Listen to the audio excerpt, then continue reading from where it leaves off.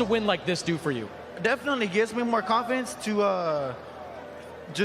I believe in myself more, that I'm ready for a title shot. Just whoever's willing to give me the opportunity. I'm very respectful. I'm not gonna call anyone a bum. I'm not like that at all. I respect every fighter that comes into this ring.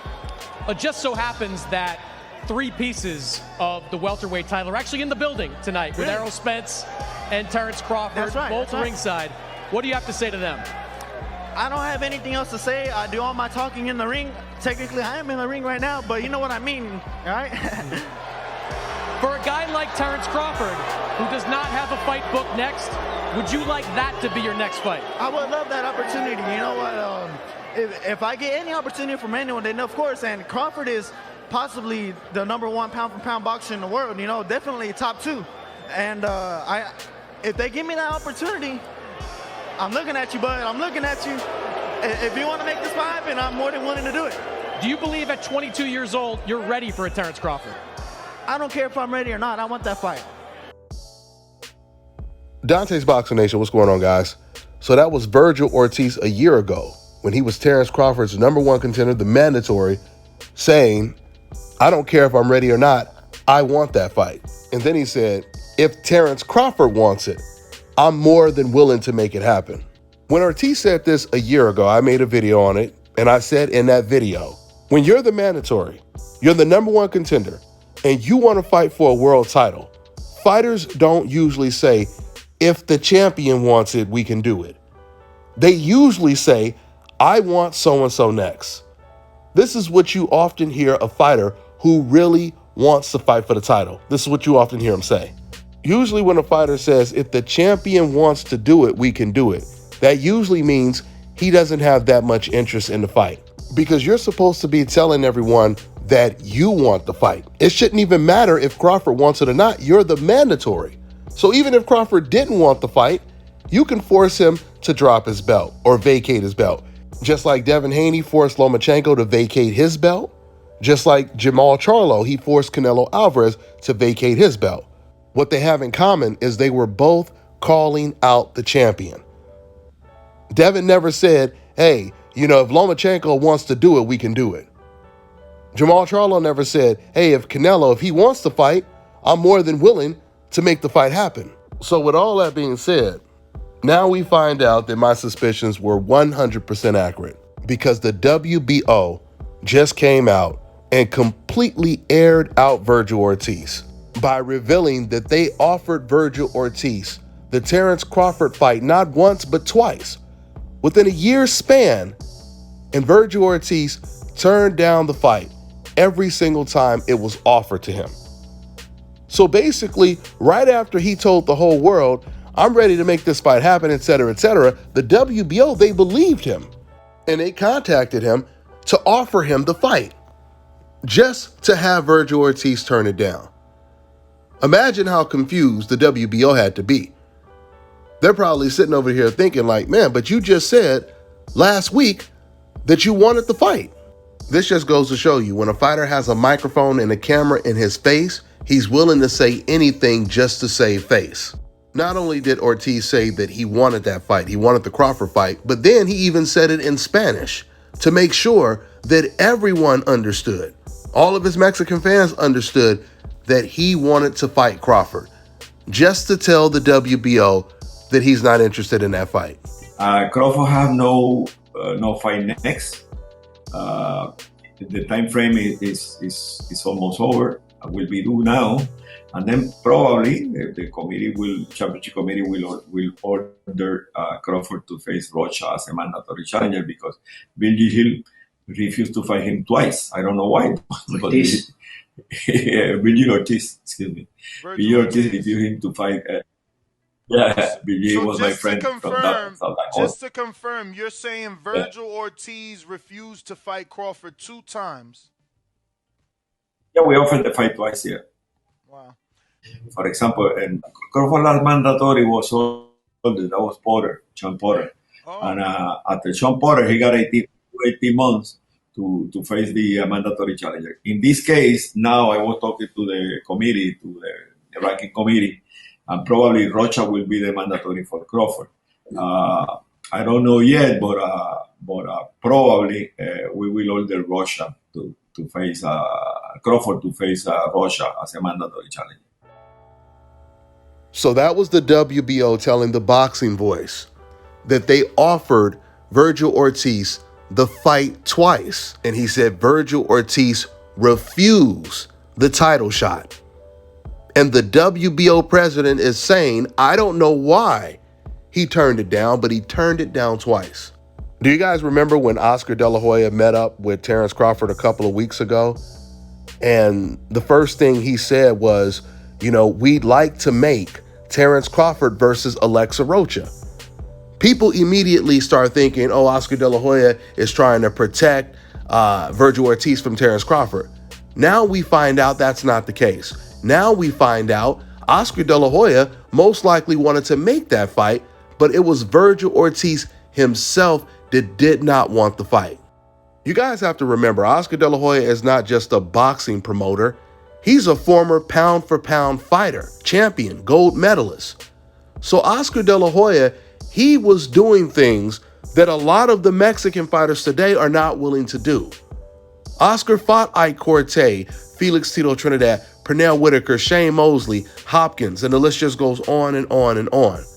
So when Oscar sees a challenge for one of his fighters, he's expecting his fighters to do the exact same thing that he was willing to do in his boxing career, which is take on the toughest challenges.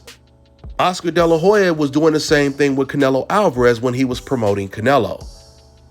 Behind closed doors, Oscar was pushing Canelo to take on Andrade and Jamal Charlo. That is the reason why when Oscar was promoting him, he came out and he said, if Canelo Alvarez wants to be great, he has to fight the Andrades and the Charlos. Once again, he said this when he was Canelo's promoter. That was him indirectly trying to say in a nice way without ruining the relationship with Canelo, hey man, I would have fought these guys. So you should be willing to do the same thing if you really want to be great.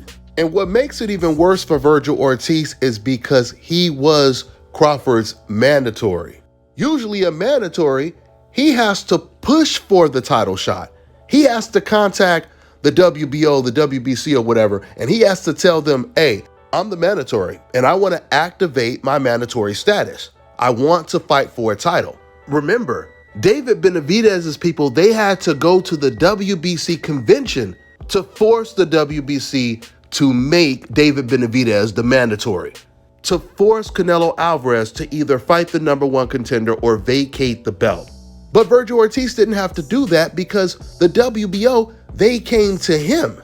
They contacted him and offered him the title fight on the strength that he had just went on camera in front of the whole boxing world and told them that he was ready to fight Crawford next. And this is the reason why I tell you guys all the time, the most dangerous weapon in the world is what?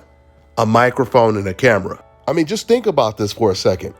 You're the number one contender and the champion is there at your fight, daring you to challenge him. But I mean a real challenge, daring you to keep your word when you challenge him. You've seen Terence Crawford on camera as Virgil Ortiz was talking. Terence Crawford was saying, he don't want to fight me. He not going to fight me. That's what Terence Crawford was saying. He don't want the smoke. He doesn't want to fight me. Because like I told you guys before, no number one contender says, I don't care if I'm ready or not. I want to fight him next. You don't even know if you're ready, but you're claiming you want to fight him next. And then once again, if the champion wants it, I'm more than willing to fight. So Ortiz, he has no interest in Jaron Ennis. He has no interest in fighting for a title when he's the number one contender. So what is he doing? Obviously, he must be waiting for Terence Crawford and Errol Spence to vacate all of the belts so he could fight for one of those vacant belts against a very weak champion, or maybe I should say a very weak challenger, and then just hold that belt hostage and avoid unifying if someone like Jaron Ennis has one of the other belts, if not all. You guys heard the WBO president say now we're going to have to order Terence Crawford versus Alexa Rocha. because Virgil Ortiz was the number one contender and he did not want to fight for the title. Do you guys remember when Oscar De La Hoya, he had that fallout with Ryan Garcia? Well, what caused that fallout was De La Hoya did an interview, and there was someone that was interviewing Oscar De La Hoya. He was trying to push the narrative that Ryan Garcia is the next big superstar. He's the next big thing in boxing. So he says something to Oscar like, who's the next big superstar? Is it Ryan Garcia?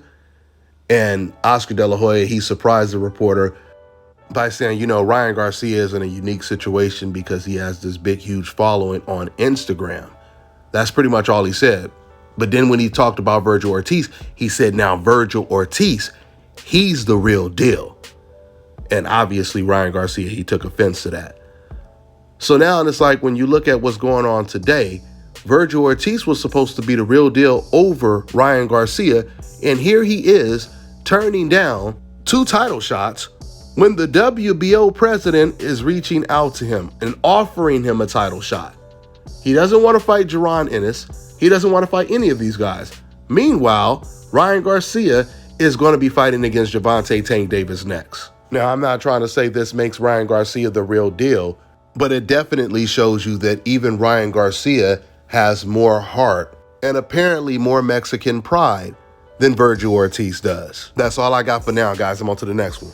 All right, now check this out, guys. If you're looking to repair eczema scars, burns and bruises, dark spots and blemishes, fever blisters, diabetic ulcers, this right here is the perfect product for you guys. It's called Rankikg Face and Body Oil. Athletes and top-ranking boxers, they're also using it after training to reduce swelling, inflammation, and to ease the pain. So get yours today. Go to Rankikg.com, like them on Facebook, and follow them on Instagram. One of the most anticipated dog breedings has finally been confirmed. The pups from this pairing of Zeta and DMX will be born very soon. We are now accepting deposits. Our pups will come with ears cropped and a 2-year health guarantee. Get ahead of the pack on purchasing a puppy by contacting NWA Cane Corsos on Instagram at NWA Cane Corsos. Call or text 479-326-1603 with any questions. A guard dog is your first line of defense. These will be the right pups for the job. Let me tell you guys about Issa Israel Law Firm. It is a full-service legal practice based in Denver, Colorado, an emerging hub for combat sports and high-altitude training. If you're a fighter inside or outside of the ring and you need a law firm you can trust to fight for you, visit thefighterfirm.com or email help@iilawfirm.com. Legal representation is usually limited to plaintiffs or defendants in Colorado, but iFirm can help anyone in the world with trademarking their business name, logos, and U.S. immigration issues. This brother has been my attorney for a while and helped guide me through all kinds of business and civil issues, so make sure you guys go to thefighterfirm.com.